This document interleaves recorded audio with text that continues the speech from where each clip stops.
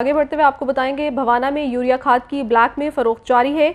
Urea की कीमतों में 1300 रुपए फी बोरी इजाफा कर दिया गया है। जामियाबाद, अमीनपुर, बंगला और गिरदोनवाह में खाद नायाब हो चुकी है। गंदम की फसल को खाद की अशद ज़रूरत है, जबकि काश्तकार यूरिया खाद मुकर्ररा निर्खों पर हासिल करने के लिए धक्के खाने पर मजबूर हैं।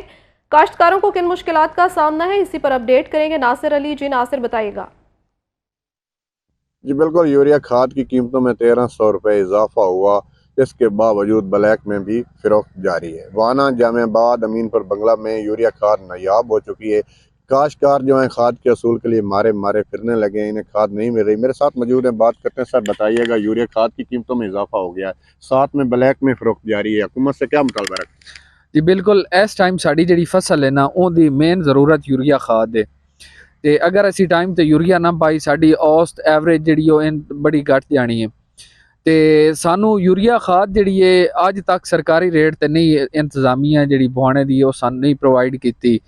जी इंपोर्टेड खाद है बाहरों आई है, वह भी बजाय हुकूमत की इन्हों की पॉलिसी जी आई सेल करने की, वह भी बिल्कुल नाकिस आई कि वह हट के उन्होंने डीलर दे दी है, जोड़े किसानों का पहले चमड़ी उतार रहे हैं। तो बाकी जिमीदार जरा इस टाइम टोटल परेशान है। साड़ी फसल का टाइम है, इस टाइम गोभ की हालत है, फसल है, इतने यूरिया इंतहाई जरूरी है पावनी।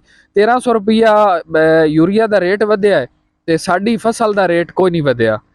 1300 वधण के बावजूद सानू ब्लैक अच्छी मिलती पई है, 6000 तो मिल रही है। जी इंपोर्टेड आई वो भी 5500 6000 के राउंड अबाउट ही मिलती पई है। आम जोड़े किसान बेचारे जोड़े गरीब हैं, छोटे किसान, उन्होंने वो भी कोई नहीं मिल रही, वो भी सिफारिश ही मिल रही है। तो साडा हुकूमत नाल ते इंतजामिया नाल मुतालबा है कि एक तो यूरिया सानू प्रोवाइड की जाए, दूसरे नंबर ते जिवें खादां ते ज़रई अद्वियात ते हर चीज़ का डीजल पेट्रोल वधिया है, उनकी कीमतां वधियां।